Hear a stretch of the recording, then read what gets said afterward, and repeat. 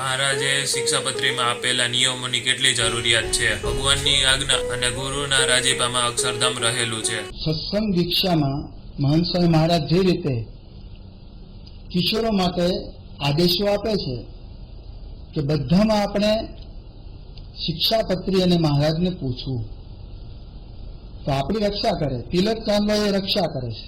તિલક ચાંદલો શું છે? આપણે ધારો કે ખોટું કામ કરવું હોય તો બીજા આપણને રોકે. એક ભાઈ હતા, એ બારે જે પેલી લારીઓ ઊભી હોય ત્યાં ઊભા રહ્યા અને કંઈક તેને ખાવું હશે તો ઓર્ડર પણ આપ્યો. પેલા આપનારો તો એને તિલક ચાંદલો જોયો કે તમે સ્વામિનારાયણ સત્સંગી છો? તો કે હા. તમે પ્રમુખ સ્વામી મહારાજના છો? તો પેલા આશ્ચર્ય થયું કે હા. તો કે પ્રમુખ સ્વામી મહારાજના શિષ્યો ક્યારેય લારી ગલ્લે આવતા નથી, આ તમે પહેલી વાર આવ્યા. એટલે પેલા ભોંઠા પડી ગયા. મહારાજે એમાં પ્રવેશ કરીને આને ટકોરા. એનું કારણ શું? તિલક ચાંદલો. કપાળમાં તિલક ચાંદલો હતો તો બચી ગયા. એને નિયમ તો હતો જ બહારનું ન ખાવું, પરંતુ અમુક વખત કેવું હોય છે કે ઇન્દ્રિયો અંતઃકરણ એવા આપણા ઉપર હાવી થઈ જાય અને આપણને ન કરવાનું પણ એ કરવાનું મન થાય, નિયમ લોપવાનું મન થાય. તો તિલક ચાંદલો એવી વસ્તુ છે કે આપણને આપણે રક્ષા કરે. એ ગમે ત્યાં પછી પિક્ચર જોવા ગયા હોય, હોટેલમાં ગયા હોય અથવા તો રાસ ગરબામાં, આ બધાને ખબર છે કે પ્રમુખ સ્વામી મહારાજનો યુવક એ ક્યારે આ કામ કરે નહીં. એ એકદમ નીતિવાળો જ હોય, એના નિયમમાંથી ક્યારે ફેરફાર થાય જ નહીં. તો આપણને એ વખત ખ્યાલ આવે છે કે અસ્મિતા છે એક જુદી વસ્તુ છે અને એ અસ્મિતાને આપણે જો ધારણ કર્યું હોય તો ભગવાન આપણી સાથે રહેતા હોય છે. આપણે આત્મા છે એમ માનીએ છીએ ને, અસ્મિતા છે, તો આત્મામાં તો ભગવાન અખંડ નિવાસ કરે જ છે. પણ જ્યારે આપણે નિયમ લોપીએ છીએ ત્યારે ભગવાન ખસી જતા હોય છે, ભગવાન ત્યાં હાજર રહેતા નથી. એટલે શ્રીજી મહારાજે આપણને આ નિયમો પાળવાની જે વાત કરી છે એની સાથે સાથે આપણને આ બધું આટલું છે. પૂજા કરવી, તિલક ચાંદલો કરવો, પછી નિત્ય કંઠી ધારણ કરવી. શ્રીજી મહારાજ કહે છે કે નિયમો અને સંતો, તિલક ચાંદલો અમે અક્ષરધામમાંથી લાવ્યા છે. આવું શ્રીજી મહારાજે કહ્યું. ગુણાતાન સ્વામી વાતોમાં લખ્યું છે કે મહારાજ આ અક્ષરધામમાંથી લેતા આવ્યા છે.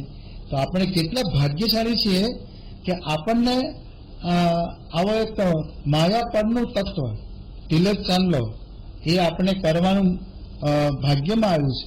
બીજાને ક્યાં કપાળમાં જુઓ તો બધાના કોરા જ હોય છે, બધાના કપાળ. પણ આપણા યુવકોમાં તમે ઘણા થયું હશે કે થોડીક શરમ આવતી હશે અથવા તો કંઈક એવું તત્વ નડતું હશે કે આપણે કરતા ખચકાતા હોઈએ.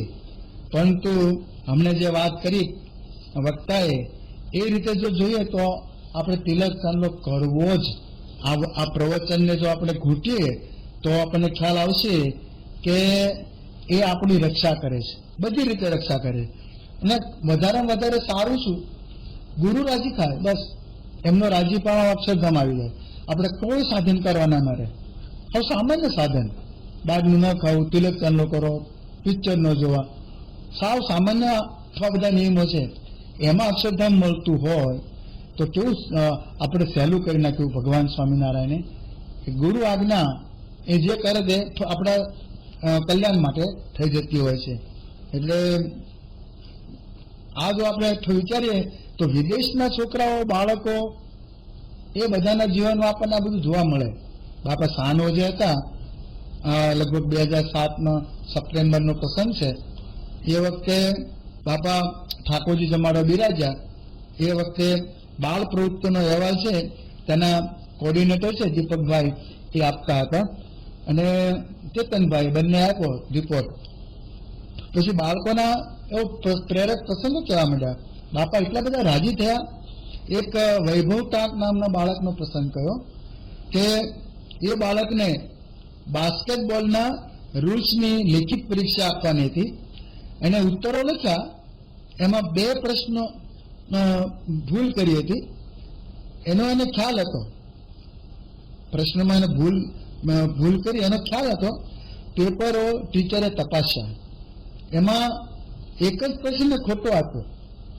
જ્યારે વૈભવે પેપર જોયું ત્યારે એને આ વાતનો ખ્યાલ આવ્યો અને ટીચર પાસે પહોંચ્યો અને કહ્યું કે મારી એક નહીં 2 ભૂલ છે સાહેબ, તમે બરાબર જુઓ, મારી 2 ભૂલ છે.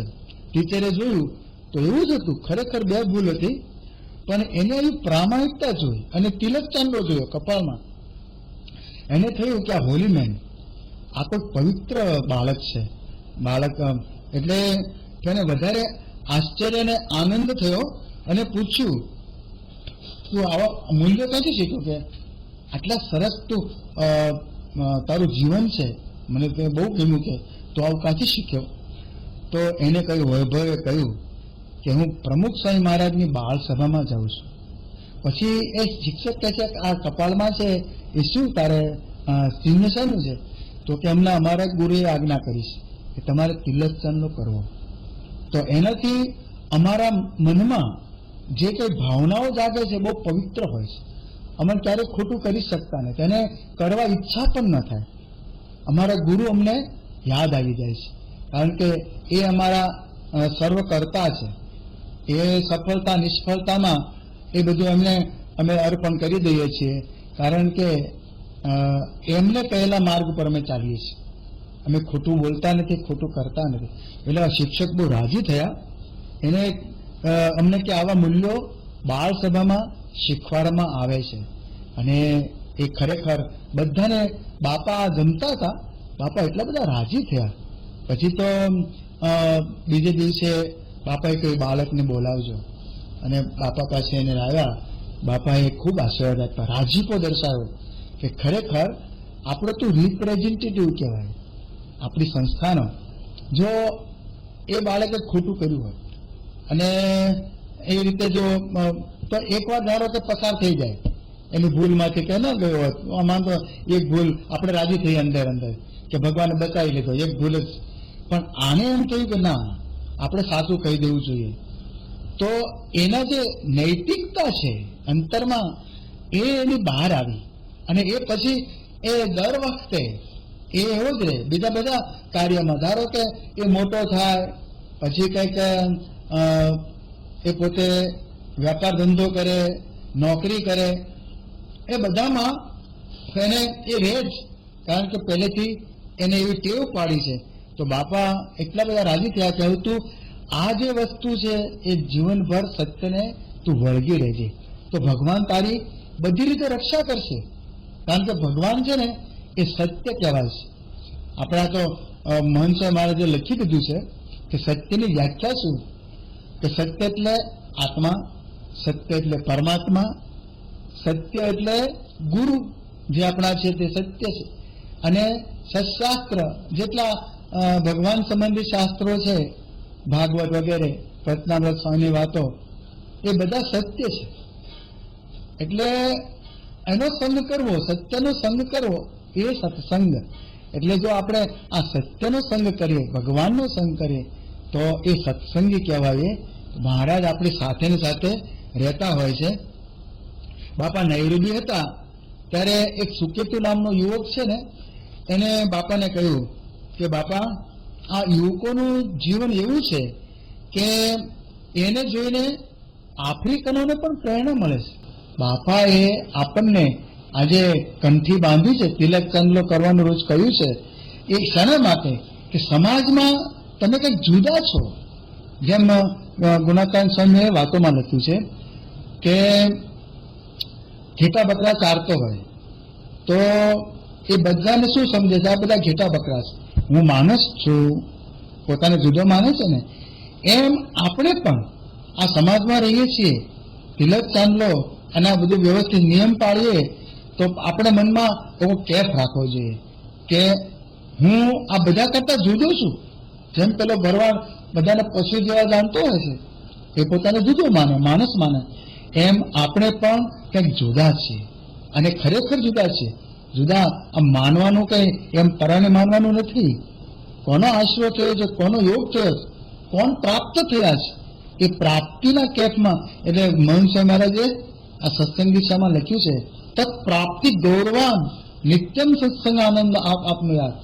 આ લગભગ 127નો શ્લોક છે ને, એમાં સ્વામી લખે છે 127, અને એમાં આ તત પ્રાપ્તિ ગૌરવાન, આ પ્રાપ્તિનો ગૌરવ 28મો શ્લોક છે, લગભગ 128.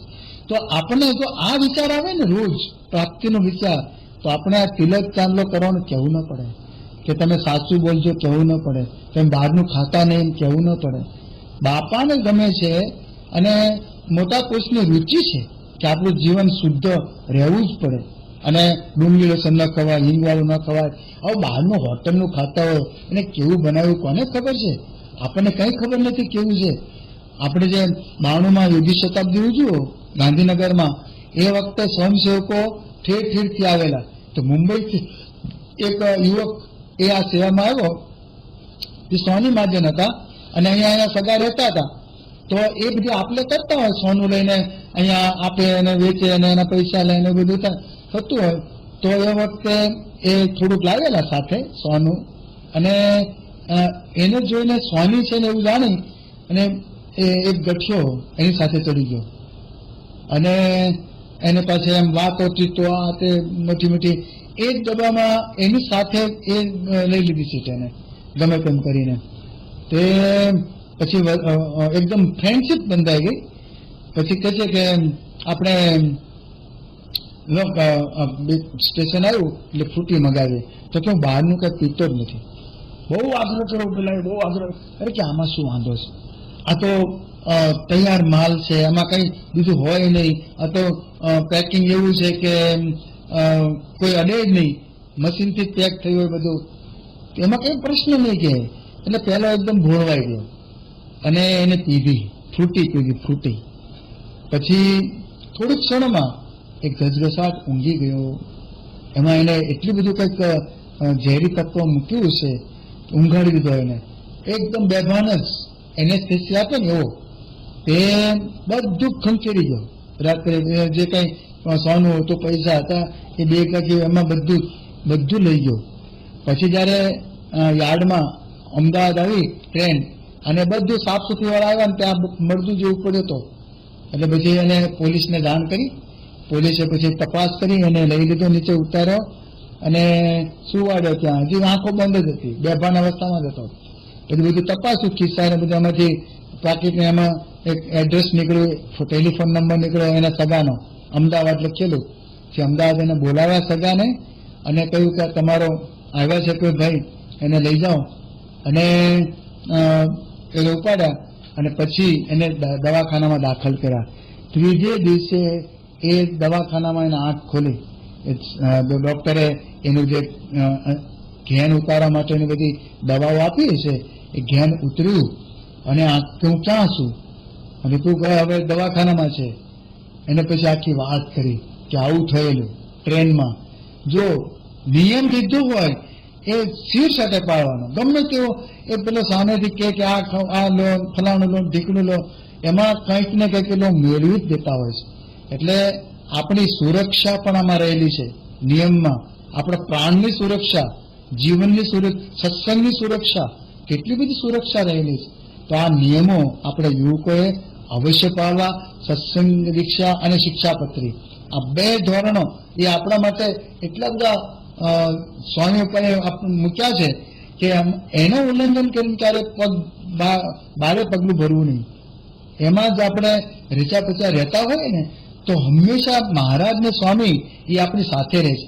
મહારાજે લખ્યું છે, મધ્યના છઠ્ઠામાં લખ્યું છે કે હમણાં નિયમ પાળતો હોય તો એનો અધિકતા વિશેષ દેખાય નહીં, કે તરત આમાં સ્વિચ પાડીને લાઇટ થાય, આજ નિયમ પાડો ને આજને આજ એનું ફળ મળે એવું ન દેખાય. પણ મહારાજ કહે છે કે આ તો કેવું છે, તમે બેંકમાં પૈસા જમા કરાવો છો, એ બધા જમા થતા જ જાય, પછી એક સાથે ચેક પેલો ફાડે, ઢગલો થાય ને રૂપિયાનો. તમે ધારો કે અઠવાડિયે, 15 દાડે, મહિને એ 1000, 1200, 1500 કે 20,000 કે 25,000 મૂક્યા હોય, તો એ બધા જ પૈસા એક સાથે ચેકમાં આવી જાય. એ ડ્રાફ્ટ પેલો કાઢ્યો હોય, એ હુંડીનું નામ છે. હુંડી પેલા હુંડી લખી આપતા કે કાગળિયા જેવું જ લાગે, એમ ચેક કાગળિયા જેવો જ લાગે, પણ એમાં ઢગલો થાય છે. તેમ નિયમ પાળનારનું કે અંતે આવું કલ્યાણ થાય છે. એક સાથે બધું આવી જાય. ભગવાન એટલા બધા રાજી થઈ જાય કે નિયમ પાળે. અને મહારાજે લખ્યું છે કે અમે આજ્ઞા ભેગી મૂર્તિ આપીએ છીએ.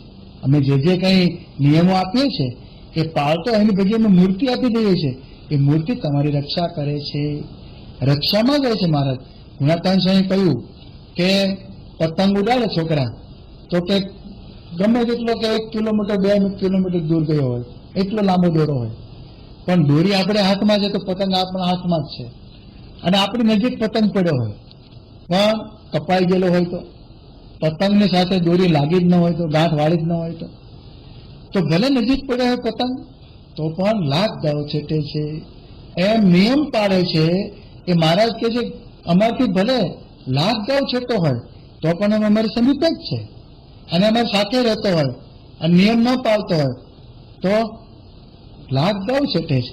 તો આપણે જો આ વિચાર કરીએ કે નિયમ પાલનમાં આ બધું આવે છે, એટલે તિલક ચાંદલો, બહારનું ન ખાવું, અમુક નિયમો છે ને એ આપણા રોજિંદા જીવન સાથે એ વણાઈ જવા જ જોઈએ. એ બહાર નીકળીએ તો મેકઅપ કરતી વખતે આપણે નહીં કે ઘરમાં હોય બહાર નીકળીએ તો જરાક અરીસામ જોઈ લઈએ કે વાળ બરાબર છે ને, કાંસકો મારી લઈએ. તો એક ભૂંગળી એવી રાખવી જુદી કંકુની કે તિલક ચાંદલો પણ લગાડી દેવો. તિલક ન લગાવો તો ચાલે, સવારે તિલક લગાવ્યું હોય પણ ચાંદલો કરી નીકળવું રીતસર. કપાળમાં જોયે પેલા લોકો કે આ સ્વામિનારાયણના સત્સંગી છે ફલાણા ભાઈ, તો એને આપણે છેતરી નહીં શકીએ. એ છેતરવાની ઈચ્છા પણ ન કરે અને આપણી રક્ષા થાય. ભગવાન આપણી રક્ષા કરતા હોય તો મેકઅપ તરીકે પણ આપણે આ રાખવું જ. અને આ સ્વામી બાપા આજે જજ ઉપર રાજી થયા તો બાપા એને એટલા ઊંચે લઈ લીધા, બધા જ રાજી થઈ ગયા અને ઊંચી પદવી આપી દીધી. બાપાનો સંકલ્પ હતો કે ડિસ્ટ્રિક્ટ જજ છે એ પછી રાજ્યના જજ થઈ જાય, આખા ગુજરાતના જજ.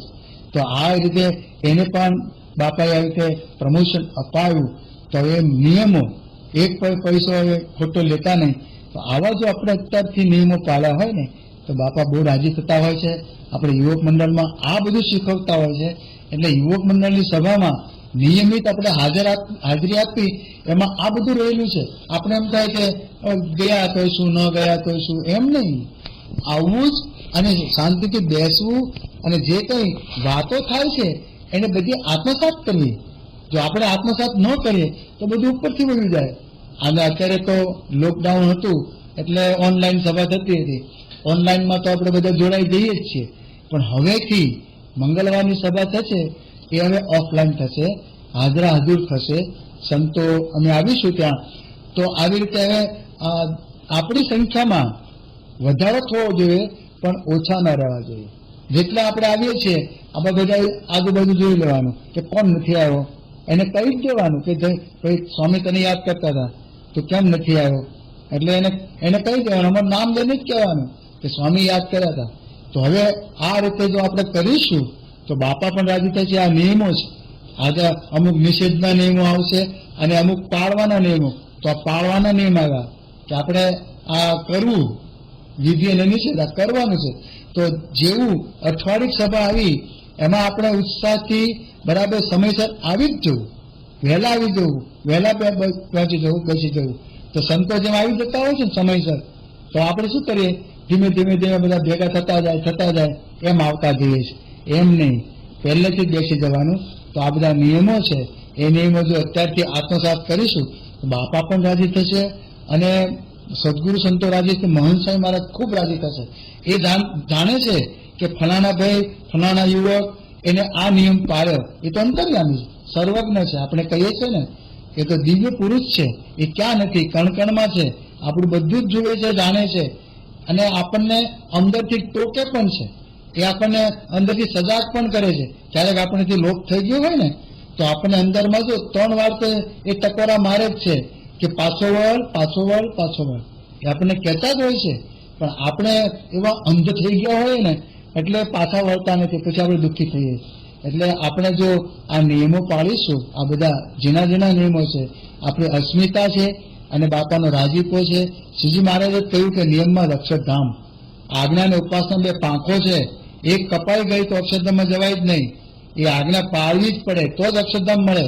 ઉપાસના તો બરાબર પાકી છે જ કે મહારાજ સર્વોપરી છે, ગુણાત્યાન સ્વામી મૂળ અક્ષર છે અને પ્રગટ સત્પુરુષ મોક્ષનું દ્વાર છે. આ આપણી ઉપાસનાનું મૂળ, એ તો આપણે સિદ્ધ કરી દીધું, ચાલો. પણ આજ્ઞામાં આવું બધું કચાશ રહી જતી હોય છે. ગયા તો શું, ન ગયા તો શું, ખાધું ને પીધું ને એમાં કે એમાં શું વાંધો છે, લારી ગલ્લાનું લઈ લીધું શું વાંધો છે, હોટલનું પગથિયું ચડ્યામાં શું વાંધો છે, આવું બધું આપણે થઈ જતું. અને મિત્રો કુસંગ, એ મિત્રોના રવાડે આપણે ચડી ગયા તો આપણે ક્યારેય પણ ભગવાનના રાજીપાનું પાત્ર નહીં થઈએ. એટલે બધા લોકો આ બરાબર ધ્યાન રાખજો. એટલે સાયના સિટી એ મંડળ એવું છે કે બધા સંપેલું છે અને એક યુવક બીજા બબ્બેને લાવે તો કેટલી સંખ્યા થઈ જાય, બે તો આવી જ શકે. અને આ શતાબ્દી નિમિત્તે પ્રેરણા સેતુ આપણે બધાને અંદર પેલામાં ઇન્વોલ્વ કરાવ્યો જ છે, ડાઉનલોડ કરાવ્યું જ છે.